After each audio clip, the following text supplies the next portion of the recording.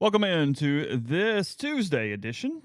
Blue Sky Live here with you this morning. Hope all of you are having a great early start to your day. First few hours, Isaac Ukwu, former Ole Miss Rebel, former Detroit Lion, will joining us in segment number 2 today. Ole Miss still enjoying their open date, heading into Washington State week next week. Real dangerous opponent there with the Cougars, and then the back-to-back road trip with They're Georgia. 3-2. Are they 3-2? Yeah, they're not 2-3. They're 3-2. So they did beat Colorado State on Saturday. Is that right? Apparently so. I mean, you just don't overtake Jay Norvell's guys without a fight. So We got to bring a lunch to beat the Rams. I did see somebody put mentioned me on Twitter yesterday that showed that they were the number one team in the Pac-12. So they had a higher rating than Oregon State. There you go. This morning. Look, you can only play who's in front of you. So number one in the conference is number one in the conference. That's the way I see it. So anyway, we'll I don't know. We're talking football today, some NFL, some stuff. Neal's going to break down Paul Finebaum's run for the U.S. Senate here in probably segment number 3 today. I actually watched an interview with Paul. I think it was with Clay Travis. It was. Yes, talking about correct. the impetus for this. And in fairness to Paul, yeah, I'm going to bring it up. I actually think it's interesting. Words that I don't say very often. I could very much relate to Paul's sentiment. Okay, we'll hit that segment probably 3, something like that today, as we keep going. But anyway, show brought to you every day by Blue Sky Live. Sorry, I'm a little off this morning, so I'll get there. We're just a little bit of scatterbrain here this morning. Happens. Blue Sky Live here with you. Blue Sky locations all over the state of Mississippi, up and down I-55 throughout North Mississippi as well. They've got Sweet Daddy's stops anywhere or most places that there is a Blue Sky. Remember, that's got lunch specials, that's got catering options, and that's whether it's a tailgate in the Grove that's feeding your family, extended family, or corporate events. You just call them. They'll have everything wrapped up, ready to go, boxed up for you, wet or dry ribs, brisket, side items, desserts, and plenty more. Again, coming to you from the Clark Ford studio. We are Clark Ford's in Amory, Mississippi, 662-257-1900. Call that number. Ask for Corey Clark. Tell Corey what Ford product you are looking for. He'll send you a quote within 15 minutes in business hours. It's right to the bottom line. There's no hassle. There's no haggle. You get your quote, and the rest is up to you. You can shop that quote around. You can do what I've done, what I recommend that you do, and that's hop into a Clark Ford today. 662-257-1900. Guest join on the Campbell Clinic hotline. From fractures and sports injuries to complex spine and limb conditions, the pediatric orthopedic physicians at Campbell Clinic in Oxford are the only specialized pediatric orthopedic team in North Mississippi providing expert care for growing bodies. Visit campbellclinicoxford.com to schedule an appointment or call 901-759-3111. See that today is the end. They are ending dial-up service. AOL is getting rid of its dial-up internet service today. The end of an era. That probably means the lack of connectivity for some people in extremely rural areas. 0.1% of the U.S. population still uses the old dial-up internet. Wow. I don't know what year I got rid of it. What year would we have moved on to either would have been DSL or cable or whatever at that point? Oh, yeah, I don't know.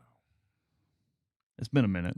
I mean, before any of my kids were born, I think.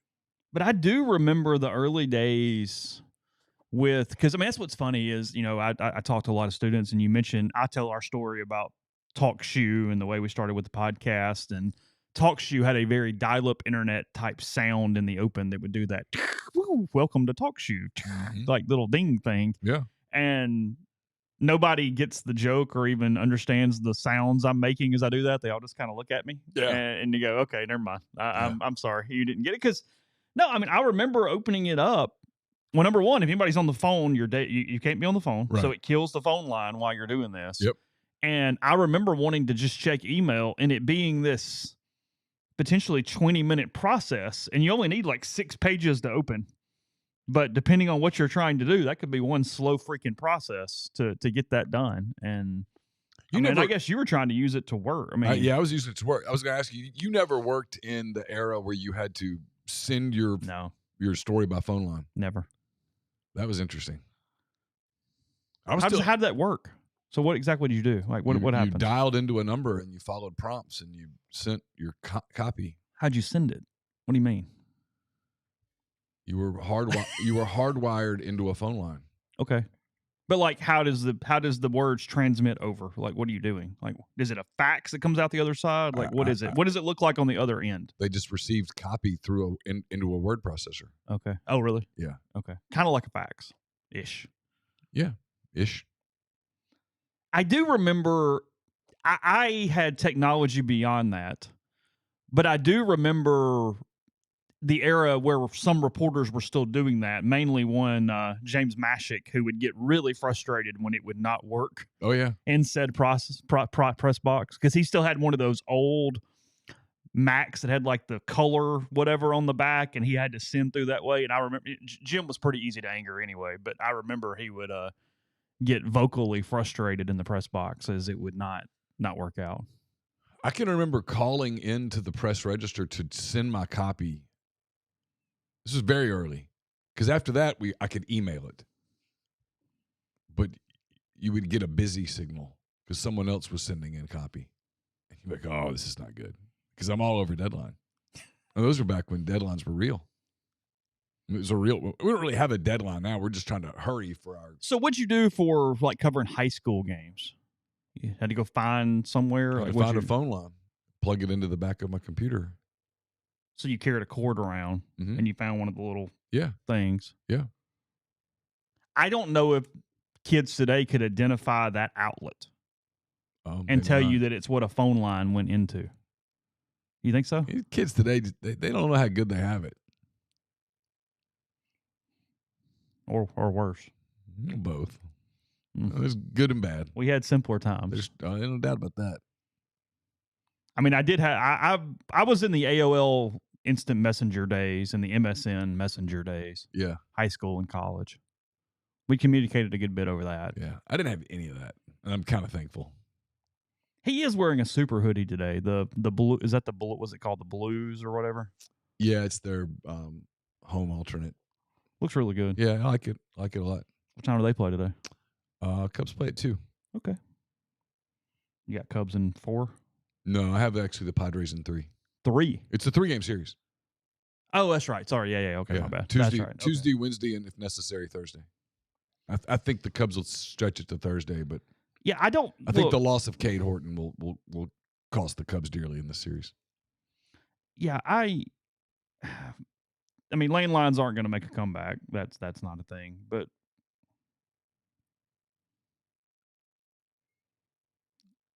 I was in the era of the PA ticker faxes where you would get the scores of all the games sent over fax, and they would hand them out in the press box on sheets of paper, and they would be give or take 45 minutes behind, something like that, because you have your computer up in front of you and it's LSU Florida 20-14 in the third quarter, and they'd come by and hand you faxes. Oh, yeah. And you'd look down, it'd go 10 minutes in the first quarter, LSU 3, Florida nothing. You'd go, hold on. No, that's Ole Miss hung on to those a long time. I mean, we had the PA ticker scores on faxes deep into the internet era. That was back when they would bombard you with paper.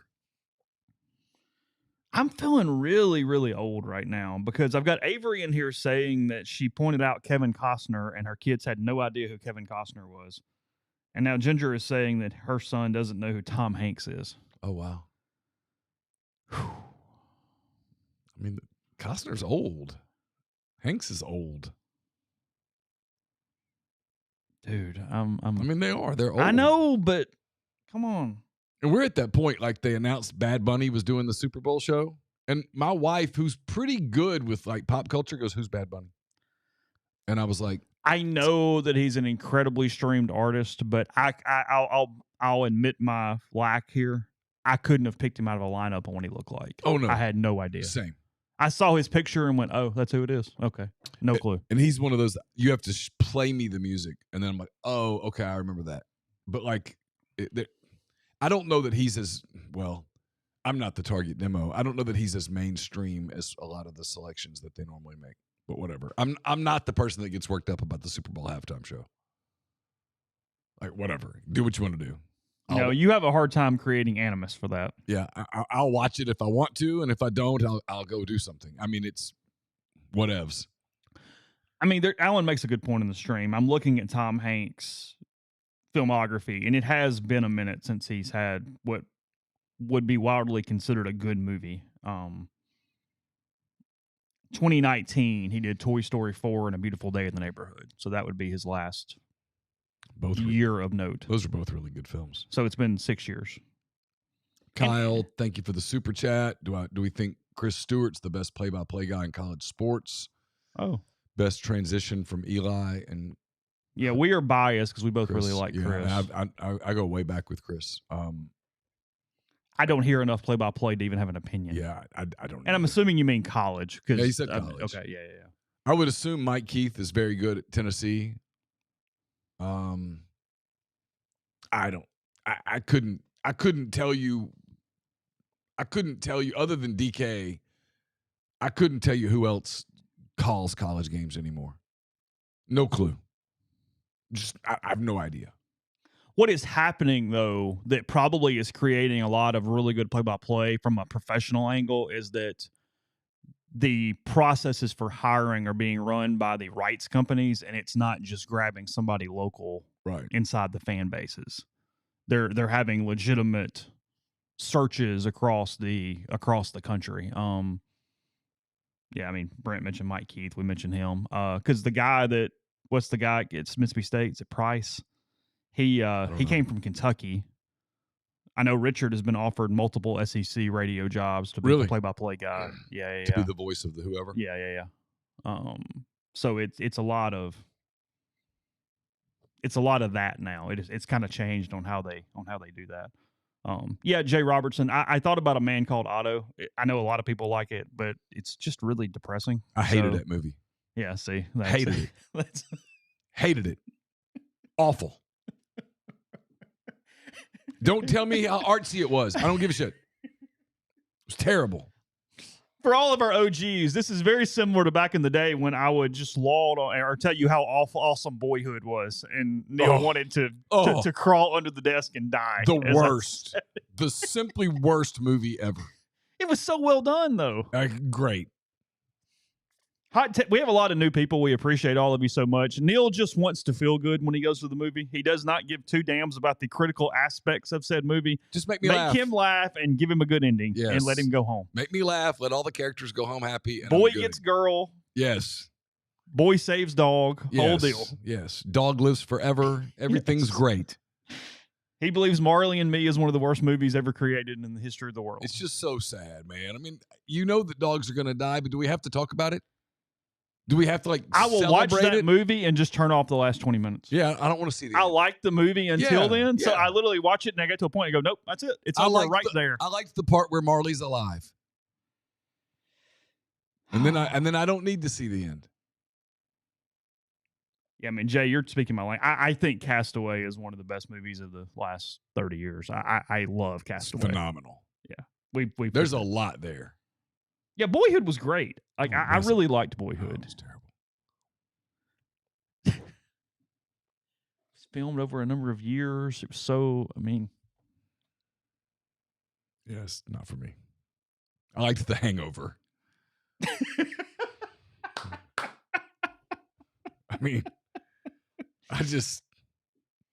I don't need dark. Where the Red Fern Grows was the most read book by me in elementary school. I bet I've read Where the Red Fern Grows 200 times in my life. God. Just over and over and over again. It's a great book. I had a taped up copy that I would just read over and over and over again in elementary school. I just remember crying so hard at the end of that book. Just sobbed. Yeah, I guess Castaway was 25 years because I remember going to the theater when it came out. I remember who I went with. Yeah. Because I would have been like a sophomore in high school, junior in high school. Yeah, I don't remember the first time I saw it. I do remember. I do think it's a brilliant movie. Like there's a lot there, and you can go back and see it a second time, and see something different. It was a really funny podcast when Bill Simmons did the rewatchable for it because he did it by himself. And it was actually a pretty funny shtick for like an hour and a half. It was good. We can go ahead and take a break. Isaac's going to join us in a second, so we'll tell him to hold on 1 minute, and we'll go ahead and get with that. First, let me tell you about Northeast Spark, the fastest, most reliable fiber internet option available, whether you're streaming the Rebels or connecting with family and friends. They offer both residential and business packages with speeds up to 2 gigabits. To learn more, register for service. That's AnySpark.com. AnySpark, get connected, stay local. We're brought to you by Comer Heating and Air, Southern Air Conditioning and Heating. Different name, same great people, products, and services. If you live in Oxford, Batesville, Tupelo, those areas, call Comer 662-801-1777. If you live in Hernando, Memphis, or the surrounding area, call Southern 662-429-4429. Oxford locals, Ole Miss families, if you need dry cleaning or laundry done right, Lapel's Dry Cleaning has you covered, proudly serving the Oxford community since 2016. Lapel's takes care of everything from suits and formal dresses to comforters and everyday laundry. Even better, they offer free pickup and delivery to make life easier. Just call 662-638-3149 to be added to their pickup and delivery route, or visit them at 3010 Old Taylor Road, right across from the Mark Condominiums. Mention Rebels 24/7 or MPW Digital for 50% off your first order. You can trust Lapels to keep you looking your best. We're presented by ENT Physicians of North Mississippi. It's the largest private ENT practice in the state. Their goal is simple: delivering fast, expert, comprehensive care for patients of all ages with ENT, allergy, sinus, dizziness, balance, and voice-related needs. With same-day or next-day appointments with ENT care for that annoying cough or sore throat, in-office CT scans, same-day allergy testing, full range of services from hearing aids and custom hearing protection to potential surgical options, ENT Physicians of North Mississippi are committed to removing barriers to care. They now have new locations in New Albany and Starkville, in addition to Tupelo, Corinth, and more. Get more details at entnorthmississippi.com or call 662-844-6513. Are you retiring soon? How long should you wait to take Social Security? What accounts should you pull from first? Are you already retired? Should you consider Roth conversions? These are just some of the questions that can only be answered with the personalized retirement income plan. Andrew Seago Wealth Management, specializes in helping folks just like you come up with their retirement game plan. Whether you meet at his office in Collierville or prefer Zoom from anywhere, schedule a free discovery meeting. See what they can do for you. It's rebelsretire.com. Podcast is brought to you by Jackson Graber Group with GMFS Mortgage. John Graber in the Oxford office, local trusted mortgage lender right here. Help all home buyers with first home new construction, maybe a refinance, Oxford High School, Ole Miss alum, local in-house processing, underwriting, servicing, construction, and much more. Buying a home, refinancing, or just have questions? Check them out. GMFSmortgage.com/JGG 662-762-4502. Former Ole Miss defensive lineman, still aspiring NFL defensive lineman, but had some time in the NFL, trying to get back into that spot. Isaac Ukwu joins us second consecutive week. Isaac, thanks for being with us. Thanks for having me. How y'all doing? We're good. How are you? I'm doing great. I'll get to LSU in a second. I'm curious, as a player, when a bye week rolls around, do you like that or do you hate that? Sometimes it depends on if you won the week before or if you lost. If you won, you like it because you're feeling good. You get that time, that extra rest time, and you get an extra week of preparation for the next team as well. But if you lost, you kind of have to sit on that for a while and dwell on it, because a lot of times what gets you past a loss is just moving on to the next team. But when you don't have a next team immediately coming up that next Saturday, you kind of just have to sulk in it a little bit longer. What's a Lane Kiffin bye week like? Because he indicated on Sunday, I thought this was interesting. He said, well, we're going to open up some competitions. And I thought, they got some serious practices then. I mean, because you don't compete in walkthroughs. Walkthroughs are walkthroughs. If you're going to have intense practices to open up competition, that tells me that it might be almost like a return to a training camp setting. Yeah, I mean, maybe for like a couple days, but he likes to give the guys a little bit of rest, like in terms of not trying to put too much on their bodies during a bye week, to help them kind of like get a refresh going into the next portion of the season. So yeah, they're gonna have some tough practices, probably some one-on-ones and things like that. But for the most part, they'll probably be letting them out a little bit earlier than he normally would, and trying to keep it off their legs some. when you have a week like this, you get a bye week, 5-0. I understand. I get all the one game at a time and all that kind of stuff. But is there any look ahead at all? Or I guess for a player, how hard would it be for Ole Miss right now to not go ahead and go, hey, Georgia's in 3 weeks. Like Washington State's pretty bad. Got them next week. Or even from a coaching staff standpoint, like they're going to look ahead. But did they, I guess, in any way let the players know that they're doing advanced stuff on Georgia, or does it stay pretty much locked into the next team? Like, do y'all realize that they're working ahead to the level that they are? No, they usually do a good job of not showing that to the players, because while coaches can have that sort of mindset of looking ahead, obviously sometimes, but players, when they start to look ahead, that's when things can get disastrous, and that's when you can drop games that you're not meant to drop, especially when you're dealing with guys who are younger, like 19, 18, 21, 20. You don't want them to be looking ahead, because if they start overlooking a team, you start dropping games like you saw last year when we were dropping games we shouldn't have lost. So, yeah, the coaches maybe a little bit, obviously, because they know Georgia. That's a big money maker, but players, nah. What was it like watching Ole Miss on Saturday dominate up front with only a 3-man front? I mean, they were able to drop 8. They played with just those 3 guys. They were able to kind of create havoc. They got to Nussmeier. They kept him in the pocket. They stopped the run game. What's kind of happening in your head when you're on the field, when you're noticing that, hey, there's no blitz or anything, and we're just controlling this line of scrimmage with only 3 dudes? Mentally, that you have the edge on the other team, because they know that too. They know that it's only 3, and they're like, wow, it's only 3 against 5, and we can't stop them. And when you can't stop a 3-man rush and you're able to drop 8, we saw what can happen, especially if you have a quarterback who isn't taking advantage of the fact that they're only rushing 3. Because he's seeing a 3-man rush, he's seeing they're dropping 8, so there's not a lot of holes in where you can throw it. And then he's also feeling that pressure of, man, these guys haven't been able to block these 3 this entire game. So even though he has only 3 people rushing him, that internal clock in his head is still going. So that's why you saw some of the errant throws where he was throwing into 2 double, triple coverage, even though there was only 3 people rushing him. What are the keys when you're rushing 3? Like, what are you trying to do as a defensive lineman? I mean, do assignments change at all when you know it's just 3 of you up there? Yeah, usually when you're rushing with 3, your pass rush lanes change a little bit, because when you have 4 people, obviously 2 are going to the upfield feet and then 2 back going to the back shoulder of the quarterback. But when you only got 1, the guy in the middle kind of has to be a little bit more disciplined, in the sense that if the 2 are rushing up the edge, the guy in the middle kind of has to mirror the quarterback in a sense, because there's a lot more escape lanes that he can have. But one thing I saw a lot on Saturday was that outside piece was coming inside.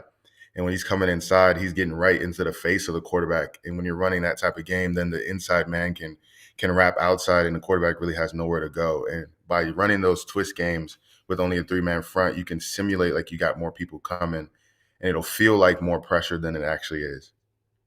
All right, I'm going to set myself up to look like an idiot, but I'm good at that. So I'm good at being an idiot. So I was watching line play pretty much the whole game, because I thought that was what would determine the game, and I think I was right.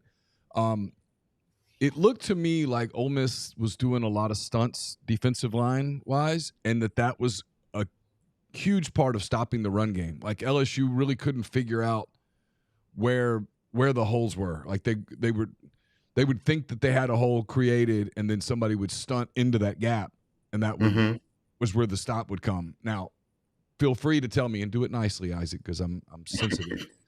Feel free to tell me that no, that's not what happened, but that's kind of what it looked like on binoculars. I've never played defensive line a day in my life. Yeah, so I don't know precisely, but that's kind of what it looked like. It looked like that was a coaching clinic a little bit, and guys executed it. And I mean, some Will Eccles, Cam Franklin, I mean, some guys were making plays on a pretty consistent basis up front.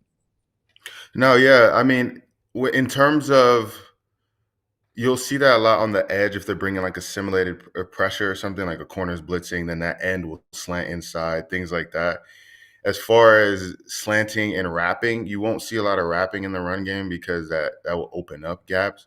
But definitely there's a couple instances where like the edge will be slanting inside to the B gap, and the tackle will be going out not expecting it, and then you see a guy coming scot-free for a TFL or a stuff right at the line of scrimmage. So there's definitely a little bit of that was in the game as well. But a lot of it was really just them not being able to get any push outside of that last that drive where they scored to get to 19-24. They didn't really have a long drive where they were driving down the field, getting the offensive line to push and lean on the defensive line. I think it was just when it came down to it, they couldn't manhandle the Ole Miss defensive line, and they were able to move and slant and sometimes they're just freestyling. Sometimes if you feel that tackle is over exerting or leaning a certain way, and might just slant inside. It might look like a stunt, but he's really just doing his own thing.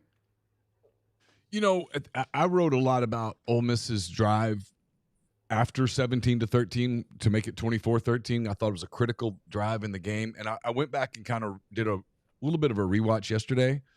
Mm-hmm. And I think where I missed it, I mean, I was right that was a big offensive drive, but I thought Chambliss threw the interception. LSU got a pretty good return on that interception. I think they were at the Ole Miss 48 when the tackle was finally made.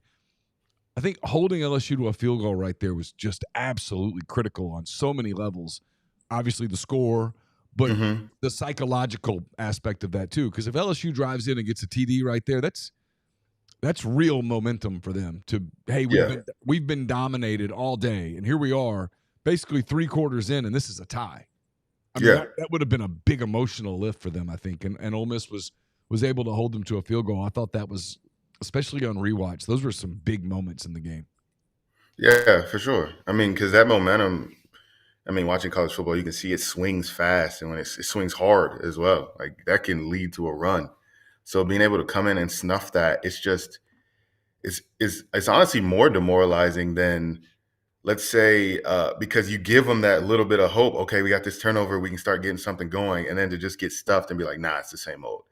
That will even crush you even more because you gave them a little bit of hope and then you just snatched it away. But yeah, so definitely mentally would mess with an offense.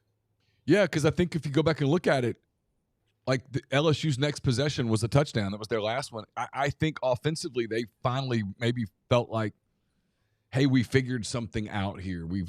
This works. Let's do this, because it looked to me like Nussmeier went from being incredibly uncomfortable to fairly comfortable late, and stopping that possession there was big. Like you said, it stopped them from, I think, feeling like, hey, we're gonna get this. They still felt like they were chasing. Yeah, definitely. When you get that big stop right there, are you much of a trash talker? Where you kind of fall on the talking to the line spectrum? Where are we at, Isaac? It kind of depends how tired I am. I mean, if I'm exhausted, I'm not saying much. But if I got some energy, some juice, I'm definitely talking John a little bit. It's funny, like you would hear the funniest things when they're about to kick a field goal and everyone's just lined up like really, really close. People be saying the most random trash talky things. It'd be hilarious. But yeah, if I'm exhausted, I'm not really saying much. But if I got some energy, I'm definitely yapping. What's the funniest trash talk you've ever heard where you just, like, it made you laugh? I'm trying to think.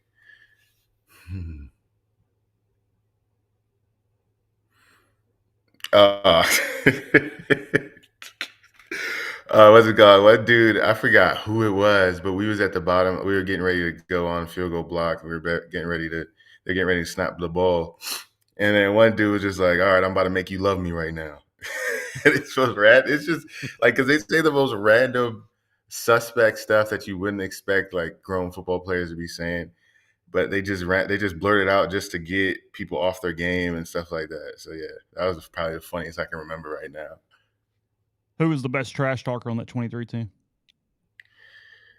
Best trash talker.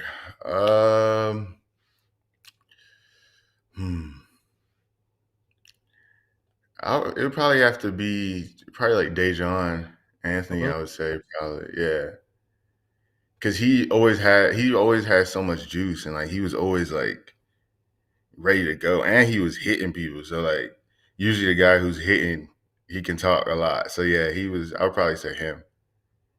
I figured you were going to say a corner, because I mean corners just seem the most psycho in general. Like they have no memory. They're constantly hyperactive in some way. I mean it's a different dude out there on the edge. Yeah, nah, for sure. Corners, they be delusional too. I mean, you kind of got to be because you're getting when you get cooked, everyone can see it. But you gotta, like you said, have a short memory. So it's really the DBs in general. They be usually talking the most. Kind of have to, like you said, though, because you're going up against elite wide receivers that can make you look bad in a split second, and then you got to do it again and again and again. I mean, you almost have to have no memory at all. Yeah, and I don't know how they do it because it's tough, especially when your mistakes are so highlighted to the like everyone can see your mistakes. Like a D lineman, if a guy is focusing on him, okay, they'll see, oh, this guy was supposed to set the edge, he was supposed to be in the B gap, things like that. But when you're a DB, you're out there on the island. If you mess up, it's touchdown. It's all on you. So yeah, I don't know how they do it. I commend them for that. Yeah, I was watching a little bit of Vikings Bengals a couple of weeks ago, and some poor DB for the Bengals was having to guard Justin Jefferson, and he was on, and it was like there's nothing you could see his body language. I'm like, this is an NFL DB, and you could see his body language kind of start to drop. Like, I'm beat. I know I'm beat. There's nothing I can do. And Jefferson's talking to him, and it's just like, this is the worst. I mean, I needed to change the channel because I felt so bad for the guys. I just kind of was like that's got to be a hopeless feeling when you're out there like guarding Jamar Chase or someone like that, and you're just getting cooked. Yeah, I mean, because there's nothing you can do. Yeah, as much y'all as get that on tackles. Like sometimes too, you get an offensive lineman. We're in a lot of one-on-ones. You go, okay, yeah, just today's going to be one of those days. That's a little more complicated. I mean, yeah, for sure. Like you can definitely feel it. Like the first drive, you get a good idea of how things are gonna go, and if you when a dude puts his hands on you and you're like, okay, you feel the shock a little bit. You're like, all right, I'm gonna have to bring my stuff this game. This ain't gonna be a chill little game. So yeah, you definitely feel that when you're going against some guys, especially like I remember when we played Georgia that year back in 2023. That's one of those games where you're like, okay, it's gonna be a real battle. Like you really feel the weight of the offensive lineman on you. You mentioned Georgia. I'm curious. I don't know how much you've seen of them this year, but I'll ask you from this standpoint. We're about to start 2 weeks of hype for that game. Realistically, how difficult of a place was that to play that night? What was the environment like? Was it, and it was not. I don't know if intimidating is the right word, but was it? What was it like to try to compete in that environment when that place was going? Yeah, it was intense. Like that's what I would use to describe it. It was very like you could feel the weight of the game like going into it because I think they had game day there earlier that day. It was a top matchup, ranked matchup, and it was sold out, so it was packed. And you just know like Georgia, like you always hear Georgia. Like that was my first time ever playing them, and what they've been able to do the past years before we played them. So that you definitely feel the weight of the matchup. But you just kind of got to calm yourself down. That was the biggest thing I tried to do. And because you can psych yourself out where it might seem like, oh, I'm just getting extra prepared, but actually you're putting a little bit more pressure and like angst and like you're feeling more anxious going into the game. You can kind of psych yourself out. So you really got to calm yourself down going into those type of environments. Question from our stream, Isaac. Did you always get a pretty good read on film what a team was going to be like, or were there instances where, hey, they're much better in person than maybe you thought when you were doing, scouting and film and stuff, and then vice versa, where, you kind of thought, hey, we're probably okay, and then they came out like gangbusters or it was a little tougher actually on the field? Yeah, it's mostly the you watch film, and for some reason people look worse on film, and then you get to the game and you're like, okay, this is a lot different than how they looked on film, especially when you're a lot of times when you're watching offensive linemen, you usually watch their lowlights. So you're seeing them getting beat, all the moves they're losing to and all this stuff. So you kind of in your head, you kind of be like, okay, this guy's getting cooked a lot. So like it should be fine. But then when you actually get into the game, you're like, okay, they're actually a better player than they look. A lot of times the guys are better in person, in my experience, than how they look on film, especially if you're mainly focusing on their lowlights. But in terms of schematic things and what they want to try and do, a lot of it is pretty similar, like what you would expect. Like if it's a team that likes to do a lot of 12 personnel, run crunch, run duo, things like that, or if it's a team that likes to do a lot of heavy stretch outside zone, usually they stay true to what they're going to do. A lot of times we watch film based on a team they play that has a similar front to us. So if we run a lot of 3-4, we watch film how they would block up a 3-4 versus if we're a defense running a lot of 4-down stuff, we watch games that they played against teams running a 4-down. So schematically, it's pretty similar. It's just like when you're watching individual players, a lot of times they're a lot better than they look on film. Have you watched any of Georgia yet so far this season? A little bit here and there. Like I watched a little bit of the Bama game, like towards the end, but I haven't really gone into a deep dive into them. Any just just kind of general 30,000 feet takeaways from what you saw against the game against Bama? I would say, I mean, I was surprised. I mean, I thought they would beat Bama, especially the way people have been talking about Bama and how they've looked. I thought Georgia was going to come out and win, especially with their home streak. You would assume that they would win, but I think there's just a couple mistakes they made, uncharacteristic of Georgia, and I feel like they're going to get that fixed, obviously with their great coaching and stuff like that.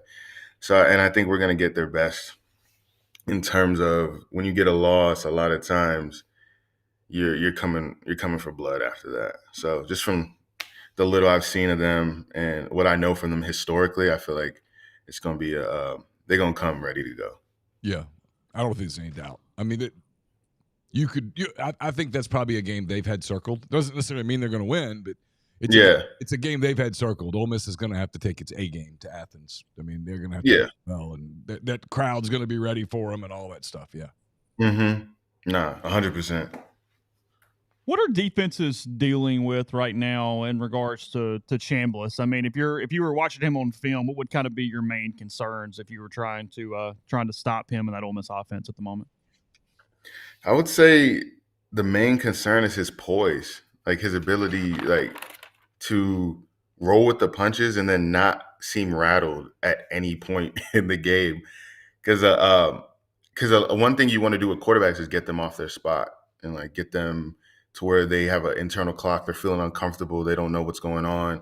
But it seems like even if he's had like maybe a play or two or a couple plays where it looks like he's throwing an errant throw or something like that, he's able to snap back into it really fast and just begin to continue to run the offense accordingly. I think that's the biggest thing. So I guess, I mean, you could try bringing pressure, but the issue is LSU, when they were bringing pressure and they were getting too high, he was able to escape out there and run. Or even when he was forced to roll out the pocket, he was still able to make plays on the run. So I think it's kind of tough. Do locker rooms get behind one quarterback or another, or is that overplayed as far as, when you're making a decision on that and leadership and whatnot? Because, I mean, obviously there's all this talk about Simmons when he's healthy, Chambliss, and what Ole Miss is going to do. I would say mentally, yeah. I mean, not a lot of people just outright say it like to the coaches or to the quarterback or anything like that, but there'll be talks in the locker room. They'll be like, "Oh yeah, okay, I see Chambliss. He's doing good. I mean, I think we should stick with him." Like things like that. There's definitely players who are saying that amongst themselves. They probably want to keep it away from the quarterbacks because it's kind of awkward. You don't want to be talking about that in front of Simmons or things like that. But there's definitely, if a quarterback is balling and he's doing his thing, guys definitely rally behind him. Was it weird when Spencer came in 23? Well, I came in with him. Yeah, so I know. That's what I mean. You're like the outside observer who's also walking. Yeah. Time. It was like, I thought it was weird because I'd never experienced that before, where you would bring in, I mean, NIL was new, but you would bring in a guy who was so established when you already had a guy who you liked. I would think like you would only bring in that guy if you didn't like the guy you liked.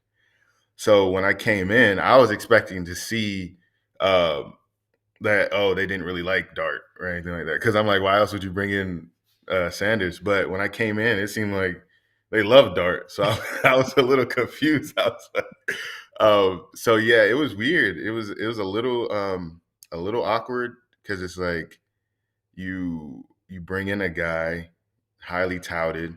You already have a guy, and now it's just friction in the sense of what's going on. Like, are we going with this guy? Are we going with that guy? Why are we bringing in this guy? It breeds competition, but it's also like, I don't know. It's just weird a little bit when you have a solidified guy and you bring in someone of that caliber. It's kind of like what's going on.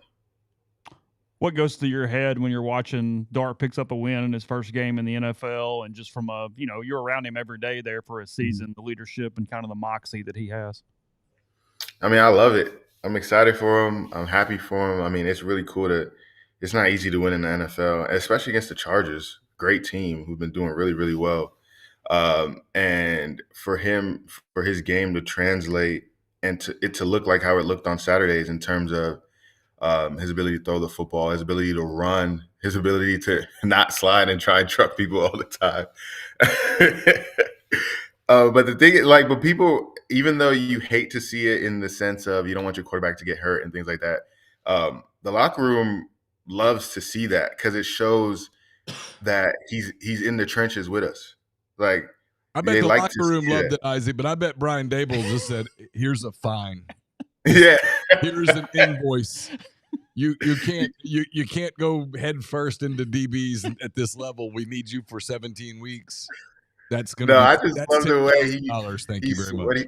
on that long run when he switched the ball and just tried to pimp slap this dude. I thought that was hilarious. Yeah. But I mean, from now on though, like the locker room knows, okay, that's the type of guy he is. Now he has to slide. Like no more Yeah. of Yeah. this stuff. Yeah, I'm just You just guessing. got to show it. Players had a different reaction than the coaches to that particular film. That was probably in the quarterback room. That was probably a moment where somebody stopped the tape and looked at him and said, "No." Yeah, 100%. Yeah. Kind of But nah, last that thing. gets me Not hyped. to, go ahead, Isaac. Sorry. No, but I was just saying, yeah, that just gets me hyped though. I love seeing it. Kind of last thing. I don't want to end on a bad note, but we're talking about the Tyreek Hill injury here in the stream, and that was pretty rough last night on Monday Night Football. Seeing it. Have you had a moment in your career where like you felt something move a certain way and you had a panic situation where you thought something might have gone really wrong like that? Yeah, I mean, I've had a couple of instances where it actually did go wrong. I mean, I tore my ACL twice in college. Okay. Yeah.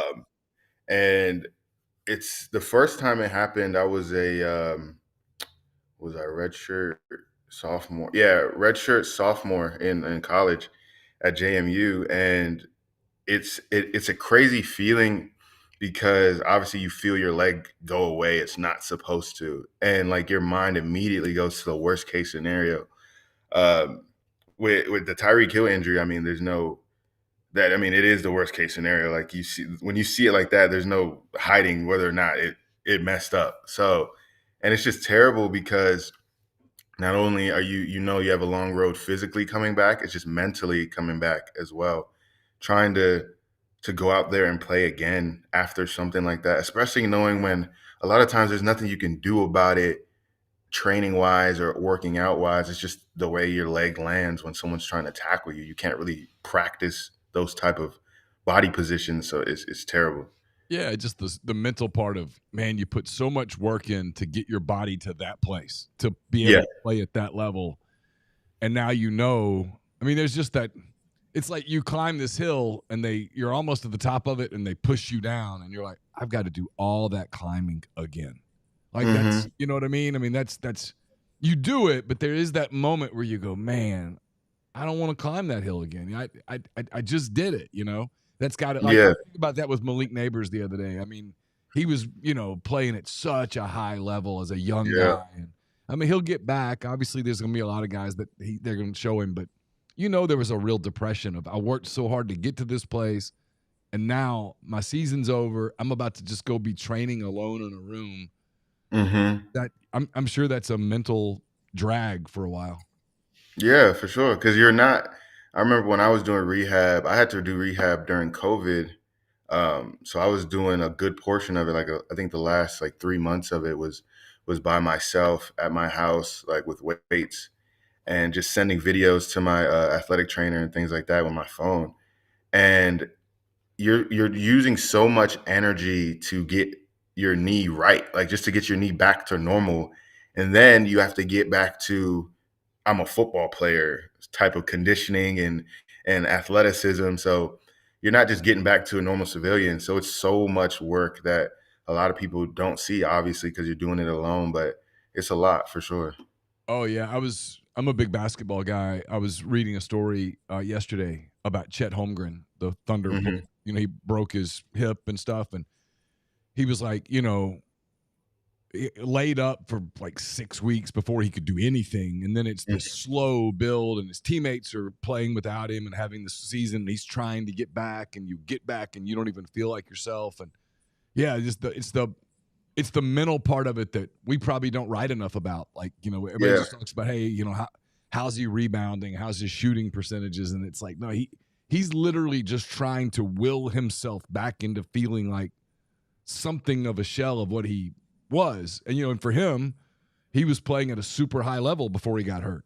Yeah. That's like neighbors. That's like, you got to go through all that stuff where when you first come back, you're not as good as you were before. You've got to work your way back. And that's a strain. Yeah.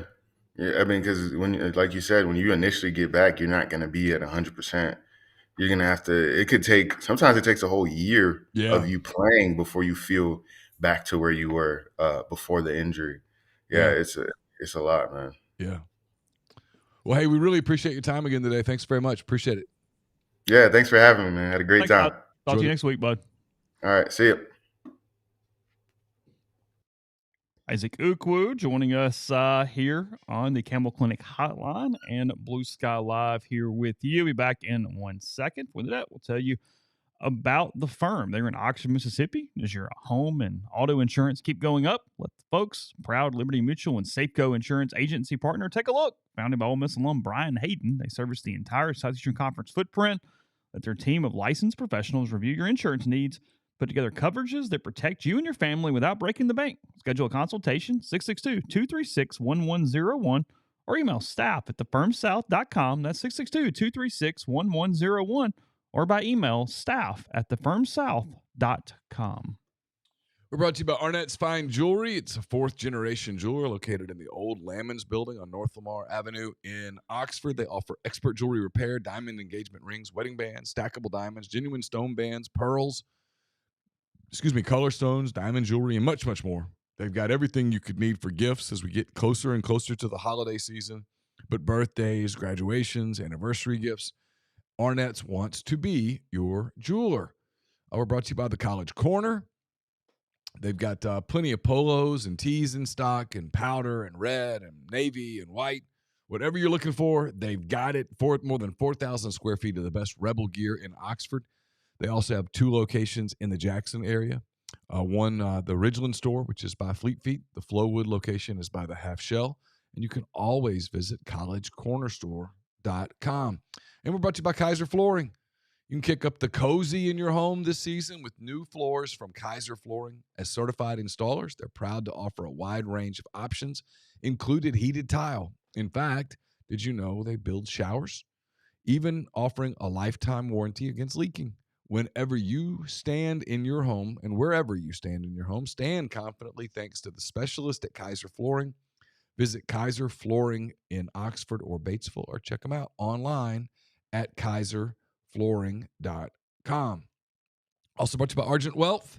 When you work with Argent Wealth's 401k advisory services, you gain a valuable advisory team and time-saving resource that will help you develop and maintain a solid strategy for your retirement plan. They're committed to providing you with the personalized attention and involvement that you want and need. Their goal is to help you manage your 401k plan properly and ultimately improve your employees' retirement readiness. It's myargentwealth.com. And we're brought to you by John Edwards, Regency Travel Incorporated in Memphis.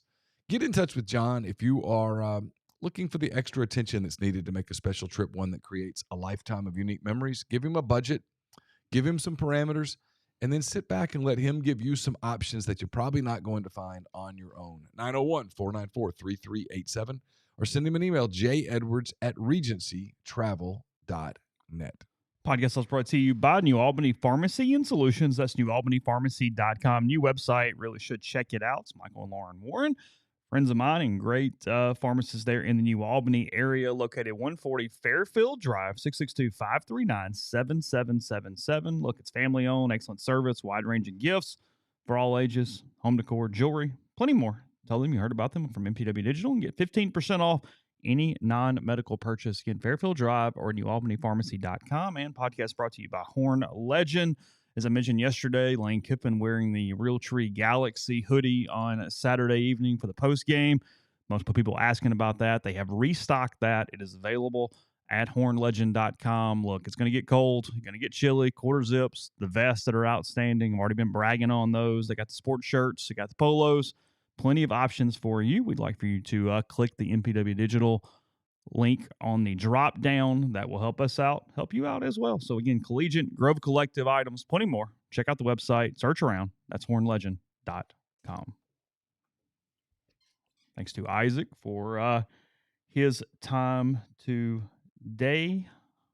We'll go here now.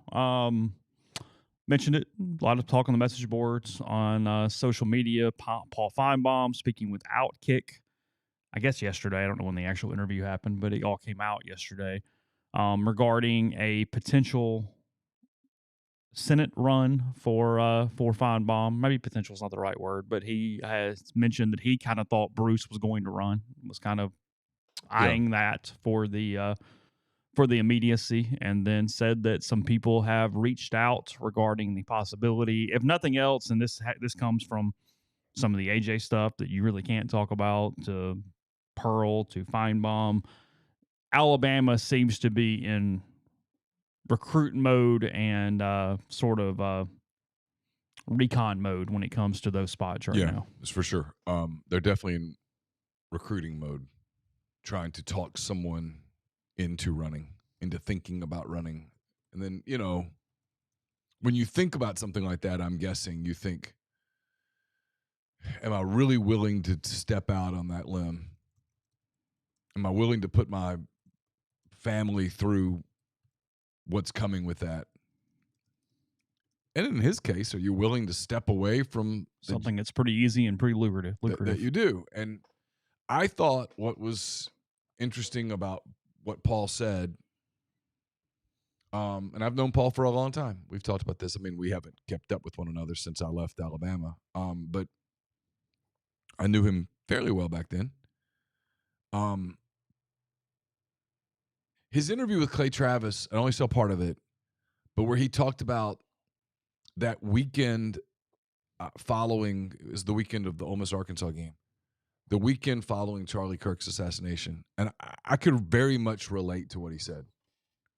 He talked about they were somewhere for the SEC Nation show, and he just felt like this is so inconsequential. I don't know why. This is meaningless. I don't think that was his exact word, but I can relate to that. You and I've talked about this. I mean, I think I struggle with this a lot more than you do. Where sometimes I just think, man, you have one life and you spend so much of it doing something that, talking about and writing about something that actually isn't all that important at all. And, and then something like that happens and you think, I don't know. I mean, I could see where he was coming from. Paul has a talent. He's a smart person. I do know that. The one thing I'll tell people is that he's incredibly bright. And I do think he's a deep thinker. The irony of him is that oftentimes away from the microphone, he's a really nice person. On the microphones, for some reason, sometimes he'll take shots at people that you're like, why are you doing that? And I felt that once, pretty harshly. But I mean, I understood his sentiment that you look out at the real world and you wonder if you could take your talents and have more of an impact with things that actually matter than you do talking about something that really doesn't. And I know that's a hot take to people when they go, what do you mean it doesn't matter? I mean, it doesn't matter. I don't think the outcome of a football game really matters in the real world. It's entertainment. Right or wrong, when I get into those moments, I tell myself, and again, this could be complete Pollyanna bullcrap as I do it, but it helps me mentally. Sure. Is that there is so much going on in the world that if we can sit here and take people's mind off it for an hour and a half, there is reasoning and effect to that. Yeah. Right or wrong. That's where I go with it. And you're probably right. That some levity in a world that is very strained is a positive. Because no, I'm not a politician or a lawyer or a doctor or something that is affecting some primary thing, but not everybody has those professions, and at least there is communication to people on a day-to-day level for whatever that means, especially in a world where people don't listen and don't talk. There's even something to that. I mean, to hear us, you're not, I mean, look, we're still some form of social media, but we're not scrolling TikTok at the same time. So, I mean, there is some actual necessary active listening for a long time that has to happen here. Yeah. That is way different. Well, and I'll give you and me this. I think we have. Is that right? You and me. Is that correct? Yeah. Yeah, because I'd give me this. I wouldn't give I this. So yeah, I'll give you and me this. Today's my mother's birthday. I don't want to commit a grammatical error. She would not like that on her birthday. Well, she would correct me in real time. But I think I got that one right. I think we've been able to very consistently go off topic and talk about real things and not just be, we are going to be the hardcore sports show. Yeah. We are going to be the hardcore sports show. It's like, I had this conversation with someone yesterday. If a group of people get together at the bar to watch the LSU-Ole Miss game, okay? Yeah, they're going to watch the game, and they're going to talk about the game. But in those 4 hours, they're going to talk about other things than the Ole Miss LSU game. Maybe another game. Maybe, hey, a conversation pops up about, hey, do you remember this? Or did you see this? Or did you read this? Or what did you think about Charlie Kirk? Or how are your kids? Or there's going to be something that's going to come up. It's not going to be, hey, hardcore 4 hours of football. And if they ever get together for, like, say, the Ole Miss Washington State game, and it's I'm totally serious here. Yeah. And it's 32 or 33-3 at the end of the second quarter. Well, the whole second half, they might still sit there and have a couple of pops and order some wings. They're not talking about the game anymore. Maybe they'll start talking about the next game, but they're probably going to start talking about other stuff. They're not going to be breaking down, oh, it's a big drive here, other than joking about the point spread, right? Maybe Ole Miss needs to score here to cover the line. But that's about it. I mean, I think that's what we've been good at, that other people have struggled with, is the ability to acknowledge that and do it. Because some people, and I'm not talking about Ole Miss market, I'm talking about in general, they do shows and it's hardcore. It is hardcore. And then when they get off the hardcore, there's nowhere to go. Well, I mean, it's subtle, but it's one of the reasons why, like, it's something usually pretty dumb, but I like starting the show with something random for a minute, just see where it goes for a second. Yeah. Just talk and then go from there, and then we'll get around to whatever's going on. It's fine. I don't have an early line yet on Ole Miss Washington State, so I apologize to people who can't. I would guess it'll be 25.5. I mean, I don't know. One of those type lines, yes. It'll be a big number. It will. And they usually cover those lines. He usually covers. The interesting story next week will be, after the blowout ensues, who cleans up? Is it Maddox or is it Simmons?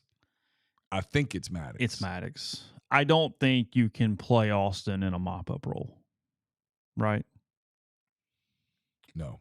I don't think so. I think that's the end. If you do that, you have gone ahead and put his paperwork into the portal. Which is what I expect. I'm not going to be the guy that doesn't say what I think.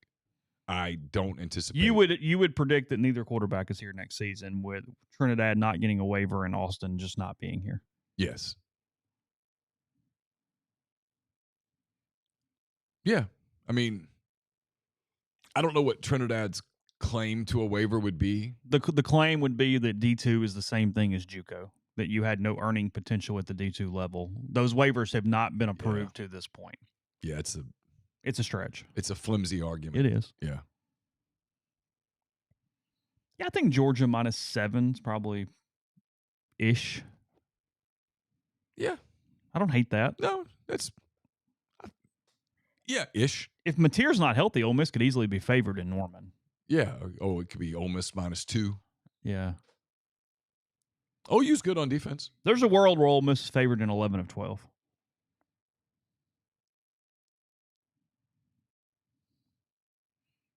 Are you getting more locked in today now that the playoffs are here? No, I'll watch them. I've cheered for this team my whole life. It's a playoff series. I'll watch. I'll cheer. I hope they win. But no, I'm not locked in at all. For whatever reason, I just did not get into this baseball season. I probably won't watch tomorrow because I'll be out. No, I mean, I don't anticipate they'll win. I think San Diego's a better team, better built for a playoff series than the Cubs. Grind predicting Georgia -4.5. We'll see. Yeah, I mean that would be Vegas telling me something.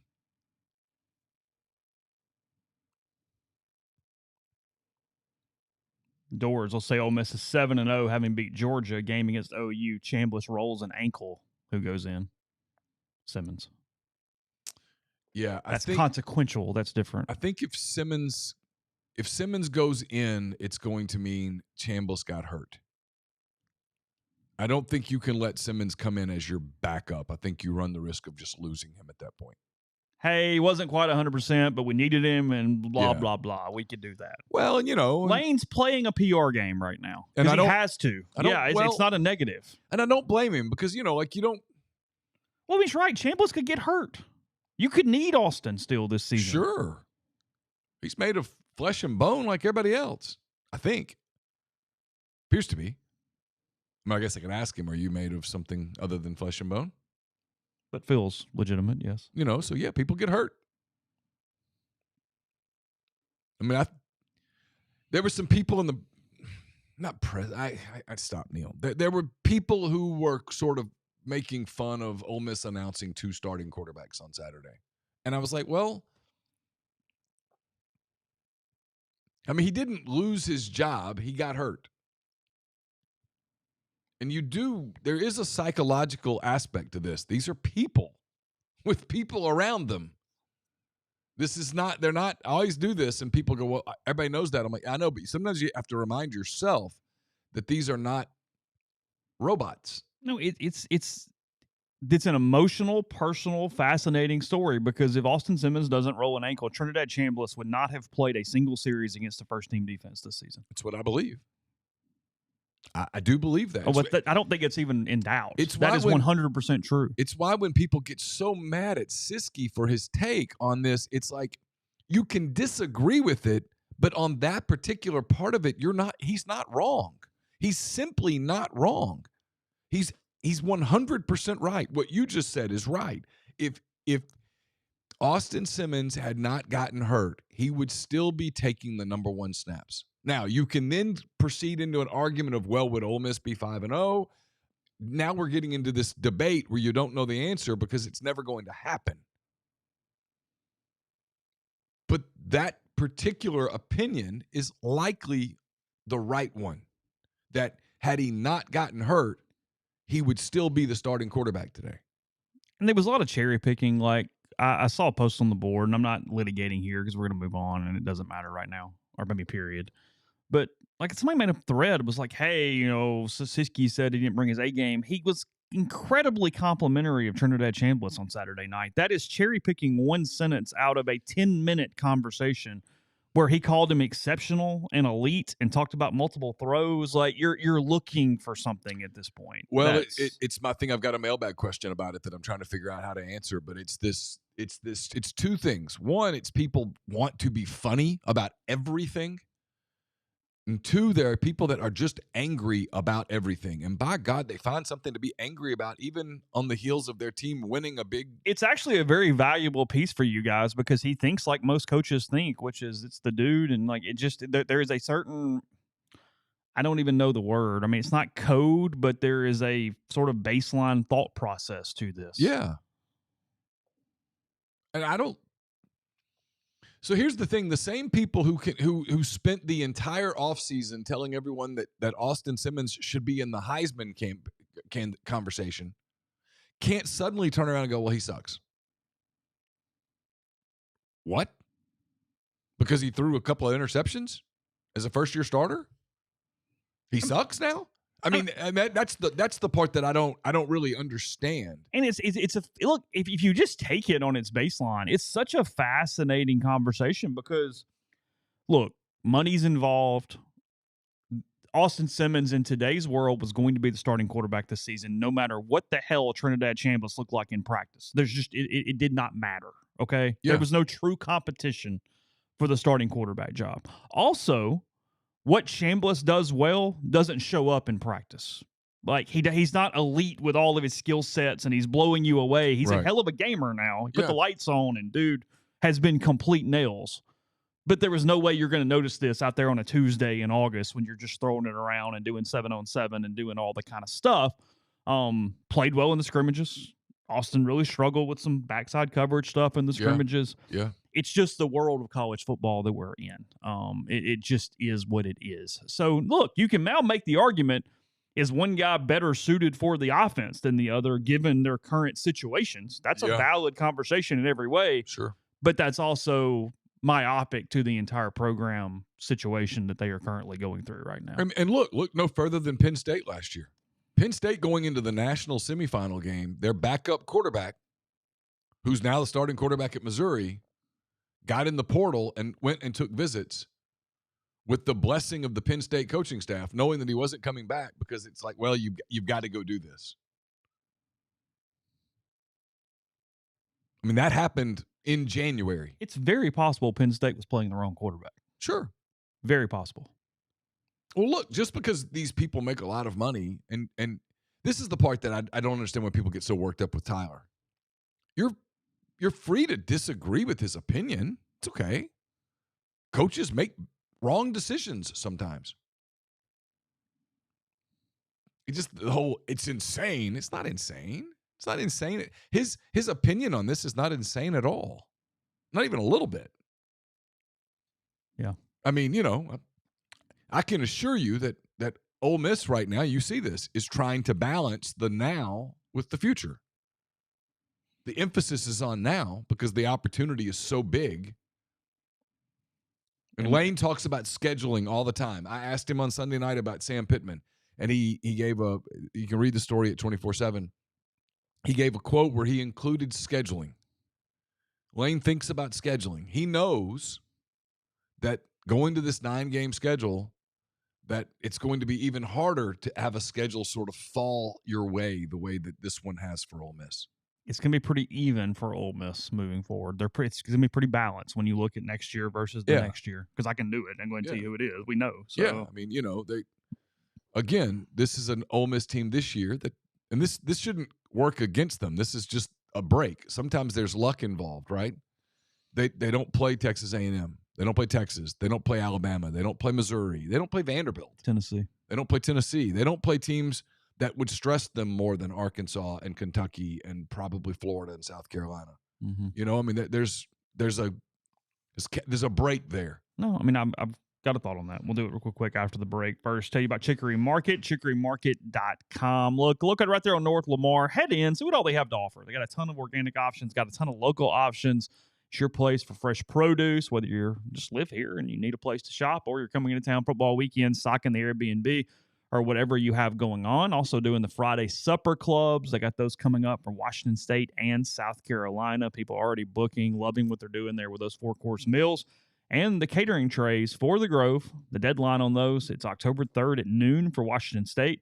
It's October 24th at noon for South Carolina. So we want to take advantage of that. And then also head to Chicory Market because you know that they've got the turkey selections I was telling you about yesterday. Still a ways away, but you can go ahead, get that reserved. A couple different options. Joyce Farms out of North Carolina.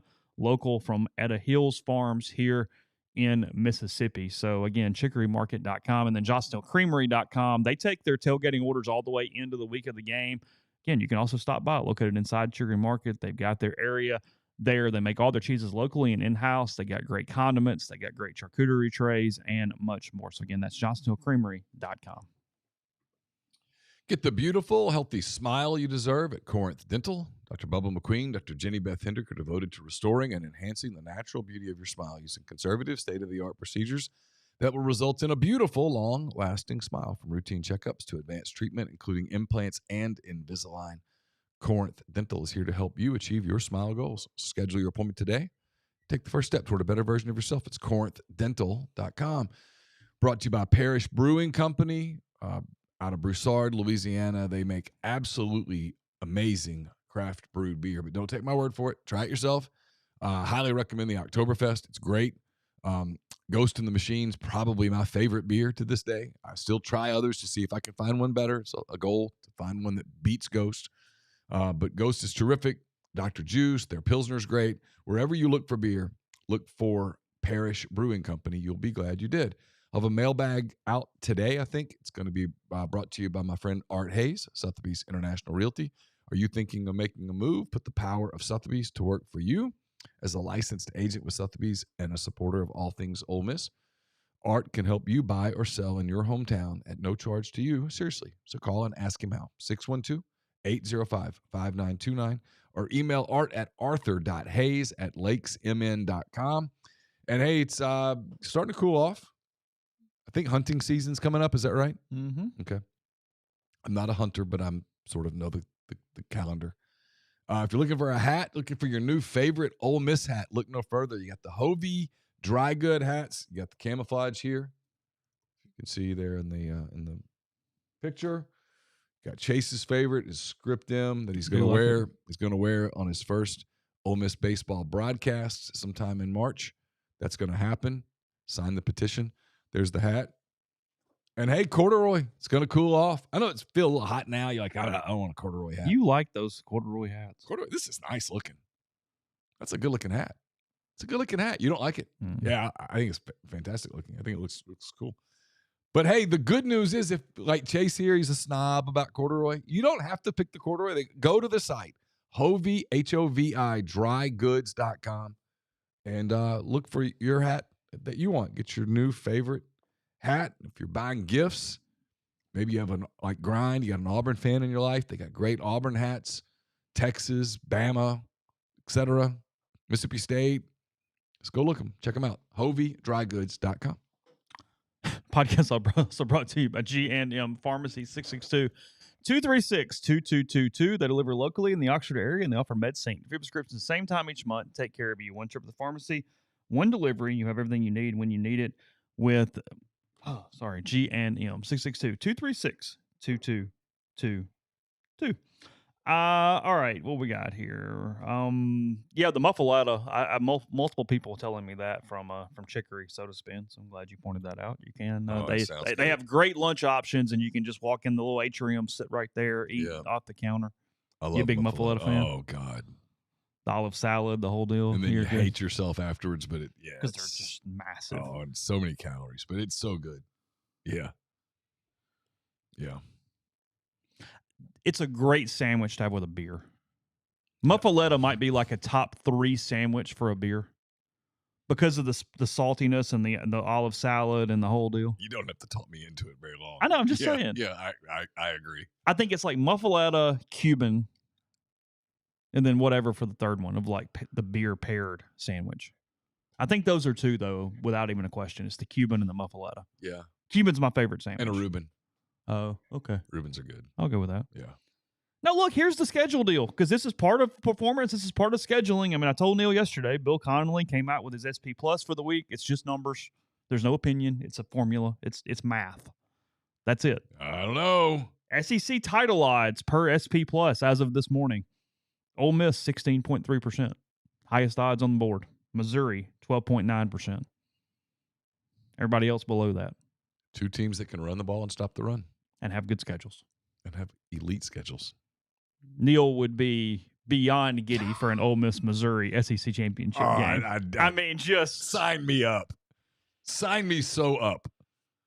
We'd go have all the beers with Gabe and just have a hootenanny. Oh, and all the national people would just be fuming. Oh, they would hate it. They would hate it, which would make me so happy to watch. They would be so grumbling in the press box. Oh yeah, this is completely ridiculous. This is so absurd. This is just not the way it's supposed to be. You would have the week where they'd bash both their schedules.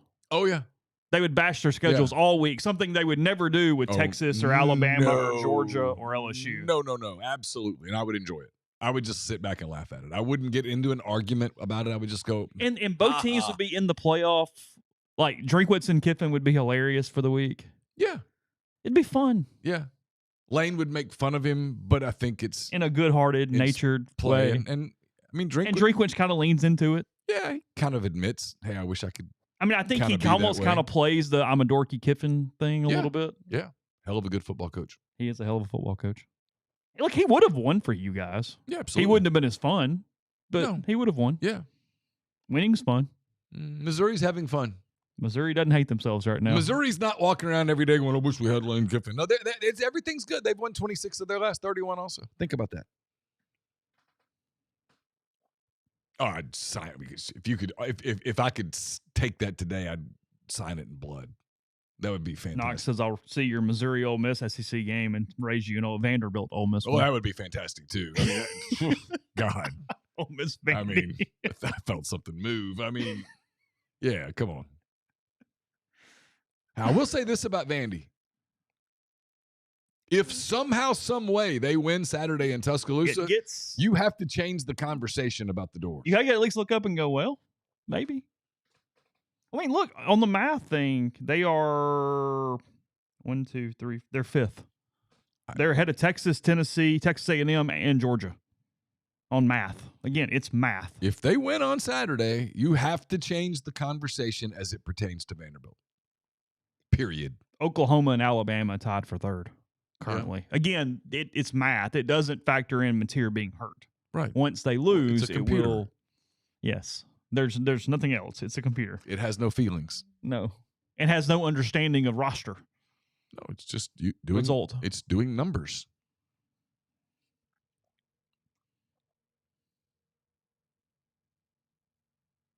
It would be fun. Got a long way to go, but it would be fun. Got a long way to go. I told you this yesterday, and this is one of those sentences that you have to put in context, which is something that a lot of people refuse to do. Yeah, that 3rd and 14 throw in the fourth quarter on Saturday, it was the first time that I thought to myself, it's incredibly unlikely because it's just football. But, this is the first time that I would put 12-0 on the table. Now, it's buried in a spot at the table where it's hard to get to it. And I think 12-0 for anyone is unlikely in the SEC. Just the way it works. Incredibly unlikely. I would bet a lot against it. 8-4 is on the table. I mean, Ole Miss could lose 4 times. They could lose to Georgia. They could lose to Oklahoma. They could lose to South Carolina. They could lose at Mississippi State. Do I think they lose all those games? I do not. Could they? Of course. But it was the first time that I went, I think every game's winnable. To the point of it's possible, incredibly unlikely, but possible that they won every game. I think the one thing I'm better at than a lot of other people, and this might be where my not watching tons of football helps. I'm able to take judgment of just this year and just judge this year. Yeah. And not do they don't look like LSU 2019 or Georgia 2020. Yeah. It's you don't have to. No one does. Those teams, the Nick Saban Alabama doesn't exist anymore. There's not the robot that just is a Death Star that buries you every single where you week. Just bring in waves of people and somebody goes down, it's okay, next. And that's over. And now you have this constant pull and tug of the portal, like we talked about with Simmons. That's everywhere. It's not just an Ole Miss thing. That's everywhere. It's not exclusive to you and you're not immune to it. It's everywhere. MLB schedule for the day as we close. Good day of baseball. If you like postseason baseball, hell of a day. You got Tigers Guardians at noon today on ESPN. Yeah, and if you haven't watched Tarek Skubal pitch, you should. Yes. At 2 o'clock, Padres Cubs, as Neal said. That's on ABC, by the way, and that one. See Matthew Boyd yesterday? He's going to start for the Cubs today. Got choked up in his interview. Did he? The human part. Yeah. Talking about how his grandfather was a big Cubs fan. His grandfather's no longer with us. And he was just saying that in 2016, when the Cubs won, his grandfather was one of his happiest days ever. And he was like, he kept thinking about how excited and proud his grandfather and happy his grandfather would have been to see his grandson pitching for the Cubs at Wrigley Field in the playoffs. Yeah. Humans. 5 o'clock, and the obvious one here, Red Sox Yankees on ESPN. Yeah. I mean, yeah. And then tonight you get to watch Hunter Green. Reds and Dodgers, 8 o'clock, ESPN. So good night. Good night of baseball. I won't make it through that whole one. But if you haven't watched Hunter Green and the Reds, he's fun to watch. He's really good, really talented young pitcher. I like him a lot. I like the Reds for some reason. I'm supposed to hate them because of the division and stuff, but I find them to be a very likable team. Yeah, I find myself just gravitating in the series to Reds, Red Sox, Cubs, and Guardians. I think that's just where my mind went on first glance. For some reason, I feel sorry for the Tigers. So you're a little bit like, yeah, I'm just kind of like, come on, fellas. I do like their uniforms. Detroit? Yeah. Yeah. Bruce Bochy out in Texas, staying with the front office maybe or whatever he's doing. Did it for a long time. Odd career. Hall of Famer, 4 World Series, under 500 overall. Yeah. On just wins. Yeah. Weird career. The only manager in MLB history with 900-plus wins with multiple franchises. To show you that, like, one interaction with someone can shape an opinion, I was working in Mobile, and I was doing a big Jake Peavy story, and the Padres were in Atlanta, and Bruce Bochy was the Padres manager at the time. And I got lost in the visiting clubhouse, ended up going into an area that was restricted to reporters. And someone was like, they realized I wasn't being malicious. They kind of told me where to go. And Bruce Bochy actually sat down with me in the visitors manager's office and talked for longer than he had to about Jake and about other stuff too. But he was really, really nice to me. Big guy. Oh, really? Big guy, massive hands. Has one of the largest heads in Major League Baseball. His hat size is like 8 1/8. Really? Yeah. When he first got brought up by, I think, the Padres, right? He played for the Padres. I think so. The Major League Baseball team did not have a batting helmet that fit him, and they had to call down to the minor leagues and get that helmet sent up because of the size of his head. Wow. Yes, that's correct. So he's 70. We'll see if he's done or not. A lot of Giants were clamoring for him since he won 3 titles with them back 2010, 2012, 2014. Yeah, because they moved on from Bob Melvin yesterday. They did. Yeah. Buster Posey will now make this decision. It will be interesting, yeah. And then really cool moment with the players celebrating the end of the Nationals radio broadcaster yesterday as he closed out. Carpenter? Yeah. Yeah. There in all right. We could ask a question. I'll ask you this. You're a college baseball guy. Yeah. You've written books and everything. Tony Vitello to the San Francisco Giants. It's out there. It's a rumor. Okay. Pat Murphy has done exceptionally well with the Milwaukee Brewers. He has. Okay. I was saving it for tomorrow. Okay. So I'll tease and then we'll go from there. Okay. I won't be with you tomorrow, so I'm interested. It's a couple different things. There is a little bit of truth to it. They are interested in talking to him. They believe that, because I got really kind of fascinated in this last night and called around a little bit. Okay. Just because my own curiosity. Sure. They believe that the college game has transitioned to a place that is close enough to squint and see the professional level. You're dealing with egos and money and the way that things are organized. The high level SEC. The high level SEC. Yeah, sure. You're dealing with arm care in very similar ways now because you're protecting arms. You're having a lot of influx from pros to college. Look at Joel Mangrum at Ole Miss and running these systems. Yep. They think that there are some possibilities to that. It's a favor to Vitello in a way. It's getting his name out there. Joe Healy's pretty tight with Tony. They're doing a little bit of a favor here. But I was told this morning by somebody connected a little bit with the Giants that it's not, he probably is not getting hired, but he is 100% on Posey's list as a name of interest, and that it could be at least the start of a copycat league where they start looking at high-level college managers for prominent major league positions moving forward. I also wonder, maybe you can answer this real quick. I know we're up against the break. We got to go.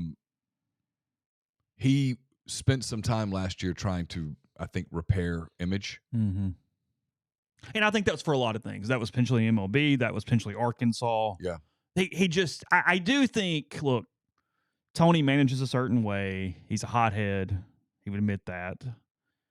He also is pretty bright. Yeah. And I think he looked up and went, hey, this has gotten out over where it needs to be. They got eliminated in Fayetteville, and he stuck around and could not have been a more gracious loser in that game, in that environment, everything. And I thought, interesting.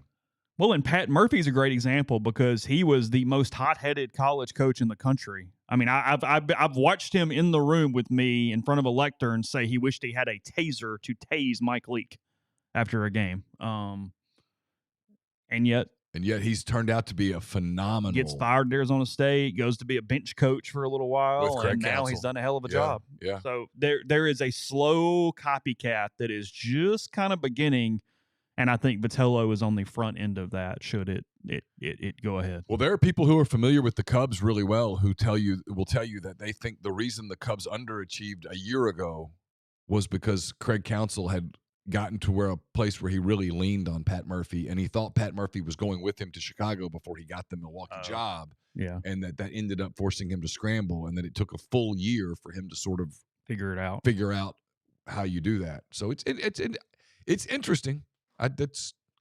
If you're Vitello getting an interview with the Giants, the actual interview process has real value. Yeah, you're on the list now once you do that, and you're moving forward. So, yep, that's where that's at. We'll have a show tomorrow. Neal's gone, but we'll have some sort of MPW Digital, BlueSky Live with you tomorrow. So, in the meantime, take care. Rebels 24/7. Wrote about Trinidad Chambliss a good bit today. Other content coming as well. So appreciate any new signups. I've had a good bit of those the last 48 hours, and we'll talk to you soon.